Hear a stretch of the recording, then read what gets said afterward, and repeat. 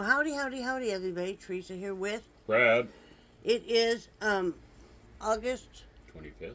25th, 2024, Sunday morning at 9:28 p.m. a.m.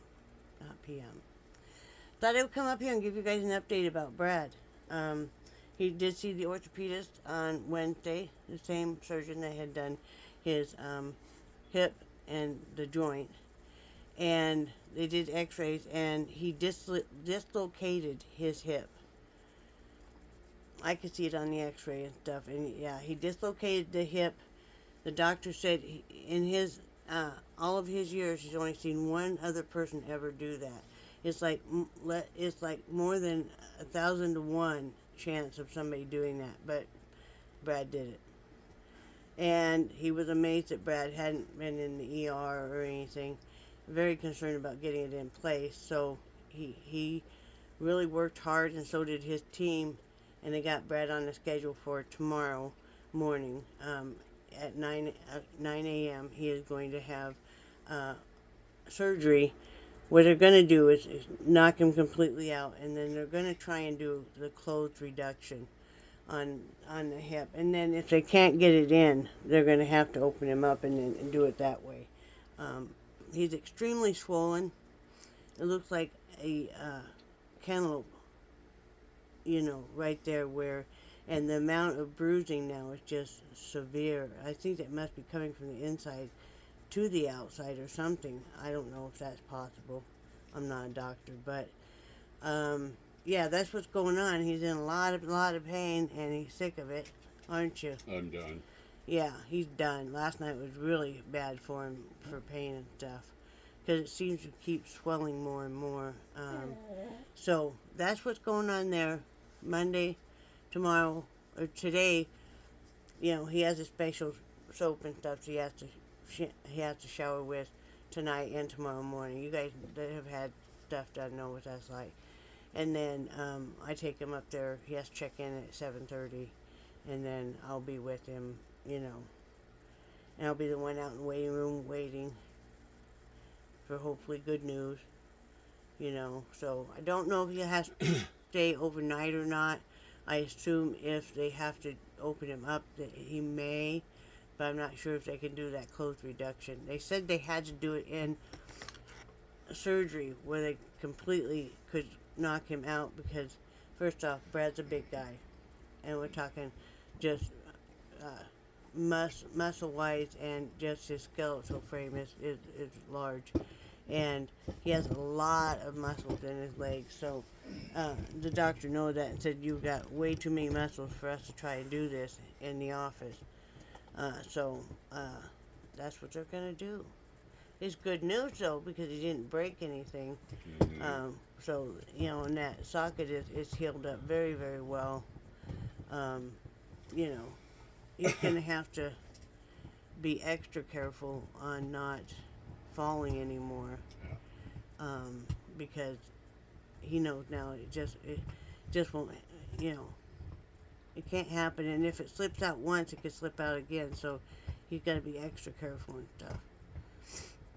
So that's what's going on here, right? Mm-hmm. I've been running like Oh crazy. Lord. Can I? Yeah. I couldn't have done this without Teresa. I mean, she has worked her tail off, and I felt so bad for her last night because she was done. Enough was enough, and she just kind of wanted to ignore the world, And it wasn't anything. It wasn't any animosity directed toward me or No. anything. It was No. just the world in general. It's just, all of a sudden your life is one way, and then if you have somebody become injured or worse, it tips your world upside down. It does. And you all know what that's like, whether you're dealing with a parent that's ailing, or a child, or your spouse, or yourself, and stuff. All of a sudden you have something like this happen, and it just kind of turns your world upside down. So, yeah. We're gonna go here in a little bit, run a few errands. We need to get gas, and we need to pick up our prescriptions and stuff. So try and get as much stuff done. So of course Monday he won't be messing with anything. So, yeah, We have a whole list of things. I want to pack a little bag to take up there in case he does have to stay overnight. You know, I'll just have a little backpack that's easy for him to manage and stuff. And, you know. But yeah, that's what's going on. Brad's going to go in and get his hip fixed. Which is, you know, it's not surprising it's so dislocated because he's a good inch and a half shorter on that side now when he puts his legs out straight. And that's because of that dislocation. It's like here was his hip socket and now it is here. It moved over that much. So, yeah. The doctor walks in the room and Brad says, "How are you?" And the doctor says, "It's a lot better than you right now." You know, you could tell he was bothered that Brad hadn't gone in any place. Because I think he was thinking he could have fixed it a week earlier. But our thing was, by the time Brad really wanted to go to the ER was on a Friday afternoon. We worried that he would sit there, you know, he'll get just whoever's up there, and, you know, that he would sit there all weekend. You know, and they don't really do any pain control or anything, so why sit there and accumulate all those extra dollars? Yeah. When we can do the same thing here at home. So that's what we are doing. Are you going to tell them about the new doctor we saw? Oh, let me tell you about this new doctor we saw. In the midst of all this going on, we have an appointment to get a new doctor. Our doctor got very ill. We're assuming maybe it's cancer. We don't know. But anyway, she had to stop being our provider and stuff. She had to step away completely from medicine. So we've been without a doctor for over a year. About a year and a half now. So we meet this. She's young, which is okay. But she comes in, and it's almost like a cheerleader mentality. And then she's very invasive in her questions. I mean, I'm like, geez. I mean, she wants to know everything. That would have been fine. But then she starts directing what I call traffic directing. And I hate this with doctors. The primary care doctors don't really want to do anything, it seems like, except for direct you to specialists. I don't want to see a million specialists. First off, the copays kill you. I mean, who has an extra $40 every time you need to see a specialist sitting around? I mean, you know. So there's that. And then she starts in about, I kid you not, guys, she starts in about that Brad should see a doctor, a specialist, diabetic specialist. His numbers are great and everything. Why? Then she starts, well, you see a nutritionist. Now, normally, you are only directed to see a nutritionist if you are newly diabetic, maybe pre-diabetic, and then maybe if you have a special condition that you just can't have certain foods. But not, and if you were gaining weight. Now, we've lost weight. You guys know I've lost 151 pounds now. Brad's lost, I don't know, 30, 40 pounds at least. Maybe 50. About 50. About 50. And that's with mobility issues. So I'm so proud of him. And he doesn't take the Ozempic because on his insurance you can't afford it. So anyway, once she says nutritionist, I'm like, whoa, because she's supposed to be my doctor too. And I said, we don't need to see a nutritionist. And she said, oh, okay. And then she's like, well, then I need a food journal from you. That ticked me off. Yes, it did. I'm not a child. I don't need to sit and submit a food journal to you. I don't need to have you go over what I'm eating. Obviously, I'm eating correctly if I'm losing weight. I lost 151 pounds in 15 months. That averages out to 10 pounds a month. And it was hard. It's through the holidays and everything else. You guys know how hard it is. But I don't need to give some young twat a journal of what I eat. what's she gonna say? Oh, well, you don't eat enough vegetables. Well, I'm sorry. If I eat my protein, I'm full. I don't eat that many vegetables because I'm full. You know, I'm not gonna eat my vegetables first because I need the protein more. You know, like if you're really hungry, eat some protein instead of some carbs. You'll be amazed you will not be hungry after that. Anyway, that's the way it works for me. I'm not a specialist. I'm not a doctor. Don't take my word for it. You just have to try different things yourself. But anyway, and then she's like, "Well, that's cool." She's like, "Well, maybe I'm not the doctor for you." And I thought, "No shit," you know. But then she started bragging about how there's a 6.5 months waiting list to get in to see her. No, they're not. We called and it was like 6 weeks waiting time. That's it, not 6.5 months. Yeah. And about how everybody loves her and she's such a great doctor and da-da-da. And I thought, well, shove it up your butt. You know. And then Brad looks at me. I quit with that because, you know, with Brad's appointment. And she's going on and Brad looks at me and I just shake my head no. And she's like, "What are you shaking your head no about?" And I said that you're not the right doctor for me. So, they carry on. She's like in his mouth and in his feet and everything else. And you know, wants him to see a podiatrist. Well, I check his feet every night. I've been trained to do pedicures and everything. I know how to take care of him. If there was a problem, we would go see a doctor. Obviously, it would have to be a specialist because, you know, the general practitioner doctors just direct traffic. Yes, I do. So we get done, and then she's like, tells Brad she can have the lab tech come in because he, you know, can't get up and sit in that chair.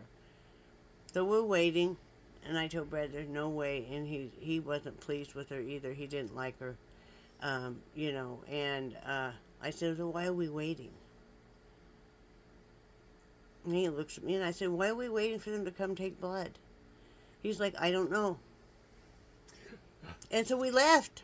We made the big escape. He was in a wheelchair, and we left, man. We took out of there. It was so much fun, though. We had a case of the giggles because, like, we're running out of the office, and then we're down the elevator and out to the car, and then you're, like, breathing, like, but yes, I took my husband and I ran. I had to save him from the evil witch. So then, we're out to the vehicle, and the receptionist or whatever calls. And we said she's not the doctor for us, and we left. So we got home and we called the old clinic and set up appointments for us for them. See, we hadn't told them we were leaving or anything. Thank you, because, you know, yeah. You know, I don't need somebody to treat me like... The thing that got me, guys, was... And don't let doctors do this. They are not God, okay? They're guesstimates.